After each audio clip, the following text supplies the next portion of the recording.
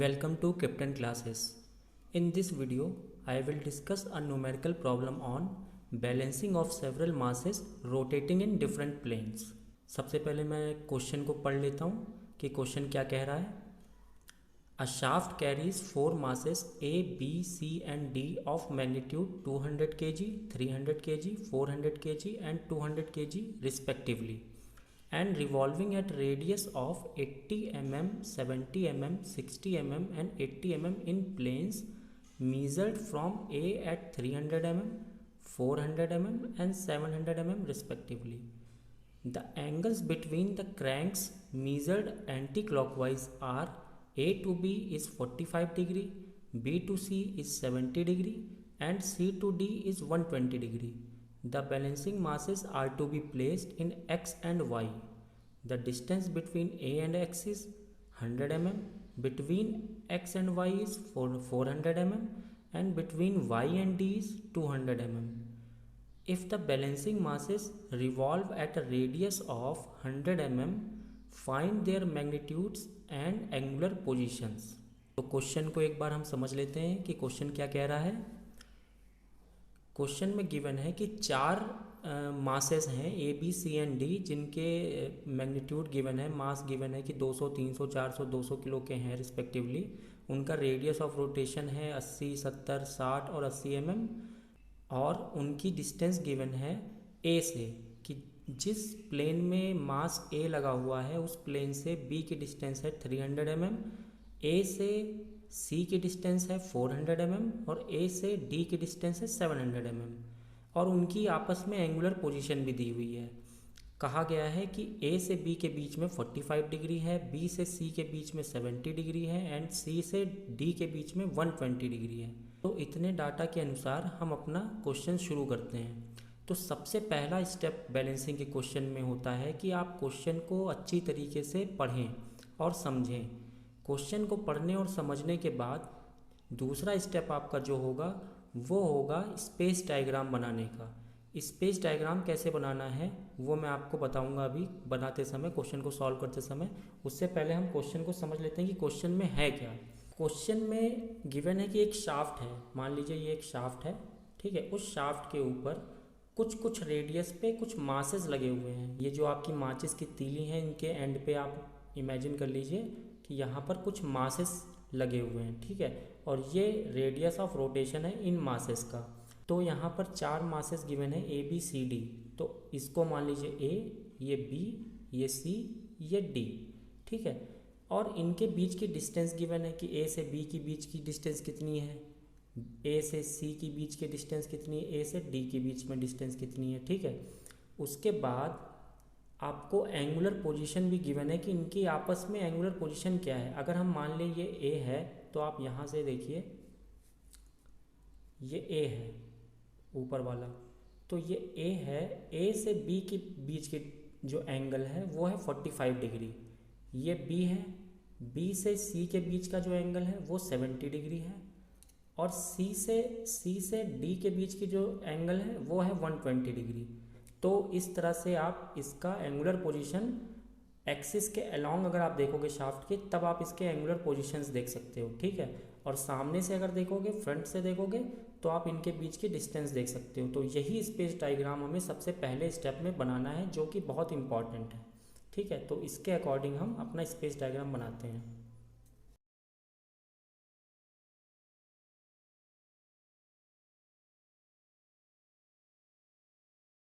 तो हमने यहाँ पर स्पेस डायग्राम, पहला स्पेस डायग्राम जो जिसके अंदर हमें डिस्टेंस बिटवीन डिफरेंट मासेस दिखे, वो स्पेस डायग्राम बना लिया है.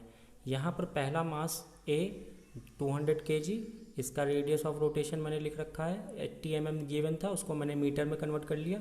इसी तरीके से बी का 300 मास और 0.07 रेडियस ऑफ रोटेशन, सी का 400 kg 0.06 radius of rotation, 200 kg 0.08 radius of rotation. A से बी की जो डिस्टेंस थी, ए से बी की जो डिस्टेंस थी आपस में वो 300 mm थी, वो मैंने यहाँ नोट कर ली. ए से सी की डिस्टेंस गिवन थी वो 400, यहाँ पर नोट कर ली. और ए और डी के बीच में 700 डिस्टेंस थी mm, तो वो हमने यहाँ पर नोट कर ली. तो ये हमारा पहला स्पेस डायग्राम बन गया, ठीक है. अब हमें दूसरा स्पेस डायग्राम बनाना है जिसमें हम एक्सिस के अलोंग देखेंगे, शाफ्ट की एक्सिस के अलोंग देखेंगे, और शाफ्ट की एक्सिस के अलोंग देखने से हमें angle between each of the masses दिखेगा कि अलग अलग एंगल क्या हैं। ठीक है, ए से बी के बीच में 45, फिर 70 डिग्री, फिर 120 डिग्री। तो ये जो क्वेश्चन में गिवन था, हम एक्सिस के अलोंग वाला स्पेस डायग्राम बनाएंगे।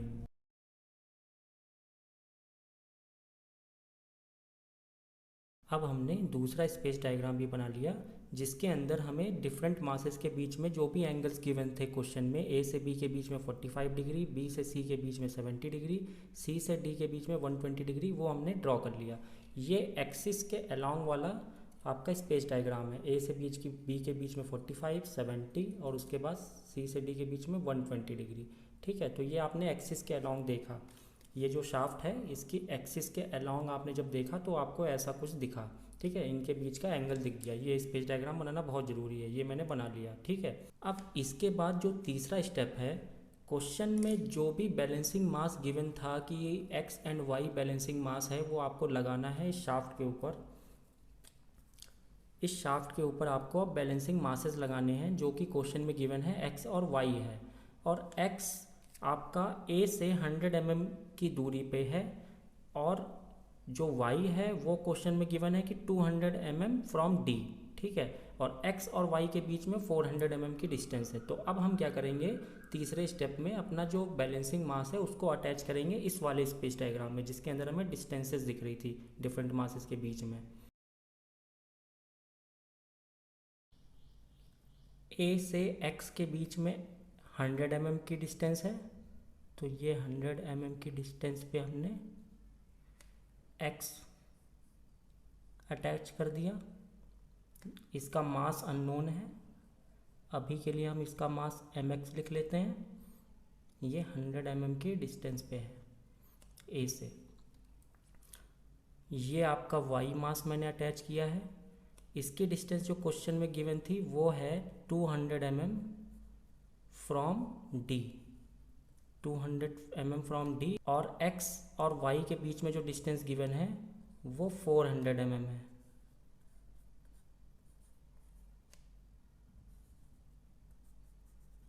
ठीक है, तो हमें पता कैसे चला कि y से जो 200 mm की डिस्टेंस दी हुई है वो इस साइड में होगा, लेफ्ट साइड में। इसलिए पता चला क्योंकि x और y के बीच में जो डिस्टेंस है वो 400 है। तो 400 होने के लिए एक्स वाई को यहीं पे होना पड़ेगा, लेफ्ट हैंड साइड में, इधर नहीं बना सकते हम। तो इतने गिवन डाटा की मदद से हमने एक्स और वाई को भी अटैच कर दिया। एक्स का मास नहीं गिवन है और वाई का भी मास हमें गिवन नहीं है, तो हमने एम वाई मान लिया। एक्स की रेडियस गिवन थी 0.1 मीटर या 100 mm radius of rotation, y की भी 0.1 metre radius of rotation given है। ठीक है, तो इतना डाटा क्वेश्चन में गिवन था।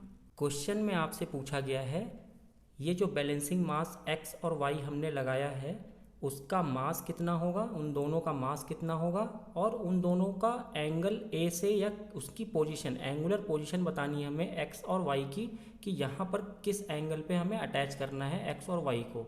डिस्टेंसेस तो गिवन है कि कहाँ पर लगे हुए हैं x और y, उनके मास और उनके एंगुलर पोजीशन नहीं दी हुआ है कि यहाँ पर किस एंगल पे हमें x और y को अटैच करना है, ताकि ये सिस्टम पूरा बैलेंस हो जाए। ठीक है, ये रोटेटिंग सिस्टम जो है वो बैलेंस हो जाए ताकि।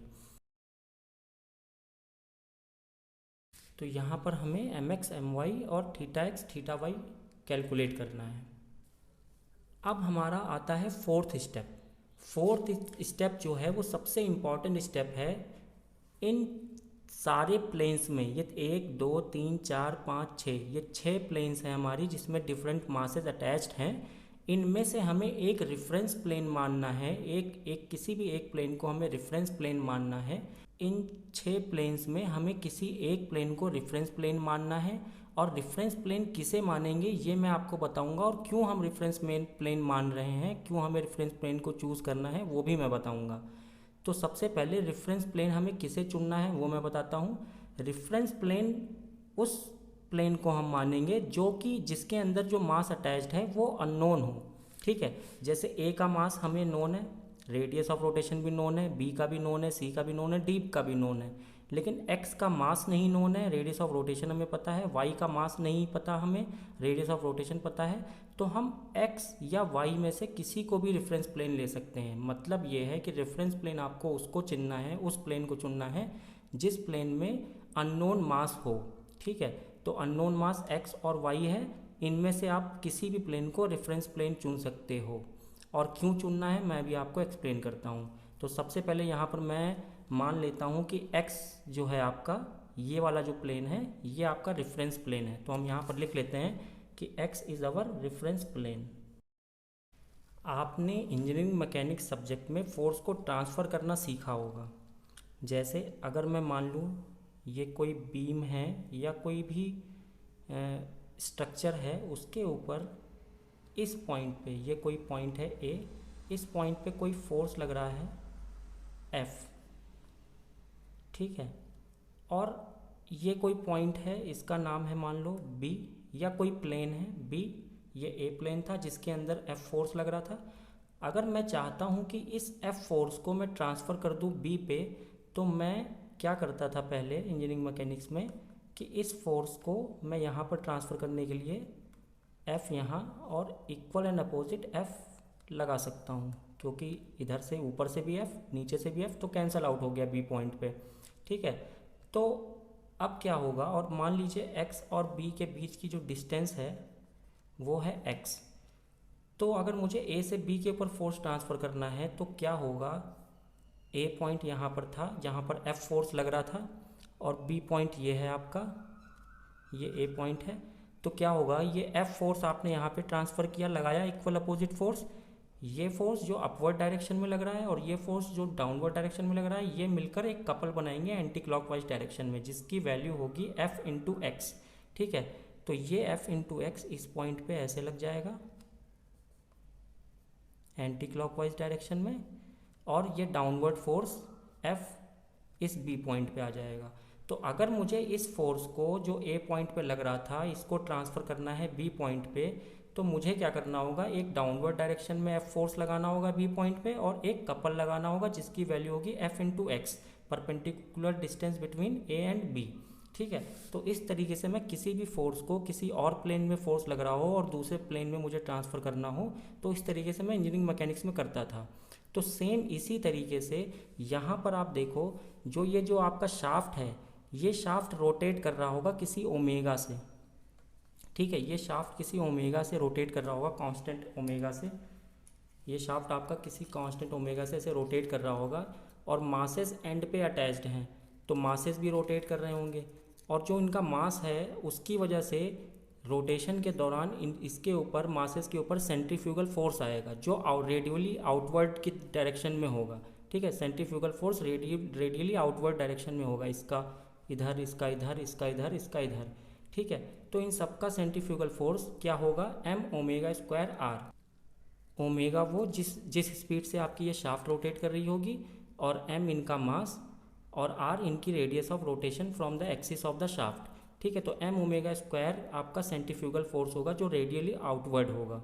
ठीक है, तो हम क्या करेंगे कि हमने ये जो रेफरेंस प्लेन माना है x वाला, हम सारे फोर्सेस को, A के सेंट्रीफ्यूगल फोर्स को, B के सेंट्रीफ्यूगल फोर्स को, C के सेंट्रीफ्यूगल फोर्स को, Y के सेंट्रीफ्यूगल फोर्स को, D के सेंट्रीफ्यूगल फोर्स को x प्लेन पे ट्रांसफ़र करेंगे। x प्लेन पे सारे सेंट्रीफ्यूगल फोर्सेस को ट्रांसफ़र करेंगे, और जब हम x प्लेन पे ट्रांसफ़र करेंगे तो हमारे पास दो कंपोनेंट आएंगे, एक तो उनका सेंट्रीफ्यूगल फोर्स आएगा, और दूसरा उनके द्वारा कपल भी आएगा, रेफरेंस प्लेन के ऊपर उन सेंट्रीफ्यूगल फोर्सेस के द्वारा कपल भी आएगा। ठीक है, अलग अलग सेंट्रीफ्यूगल फोर्सेस के द्वारा अलग अलग कपल भी आएंगे, जिनका डायरेक्शन किसी का क्लॉकवाइज, किसी का एंटी क्लॉकवाइज होगा।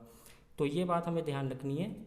तो मतलब हम यहाँ क्या करने वाले हैं, रेफरेंस प्लेन के ऊपर सारे सेंट्रीफ्यूगल फोर्सेस को ट्रांसफ़र करेंगे, और जब ट्रांसफ़र करेंगे तो दो चीज़ें आएंगी, एक सेंट्रीफ्यूगल फोर्स आएगा, एक कपल आएगा उस रेफरेंस प्लेन पे। अब हमें क्या करना है कि summation of all the centrifugal forces on the reference plane अगर ज़ीरो है, सारा सम ज़ीरो है, तो मतलब सिस्टम बैलेंस है, फोर्स का सिस्टम बैलेंस है। और अगर कपल्स का सम जो रेफरेंस प्लेन में हमने ट्रांसफ़र किया है, अगर कपल का भी सम हमारा ज़ीरो हो जाता है, समेशन ज़ीरो हो जाता है, अगर कपल का भी समेशन ज़ीरो हो जाता है, तो हमारा सिस्टम बैलेंस्ड है, मतलब कपल वाइज भी बैलेंस्ड है और फोर्स वाइज भी बैलेंस्ड है, तो ये ओवरऑल सिस्टम हमारा बैलेंस हो जाएगा। अब हमारा जो नेक्स्ट स्टेप होगा वो होगा कि हम एक टेबल ड्रॉ करेंगे जिसके अंदर 6 कॉलम होंगे, हर क्वेश्चन में सेम होगा, हर क्वेश्चन में 6 कॉलम होंगे, ठीक है। तो 6 कॉलम वाले टेबल को ड्रॉ करेंगे और उसके अंदर जितना भी गिवन डाटा है वो हम टेबुलेट करेंगे। देखते हैं कि कैसे बनेगी वो टेबल। मैं आपको उस टेबल के अंदर समझाऊंगा कि कैसे आपको टेबल बनानी है और क्या चीज़ें आपको ध्यान रखनी है।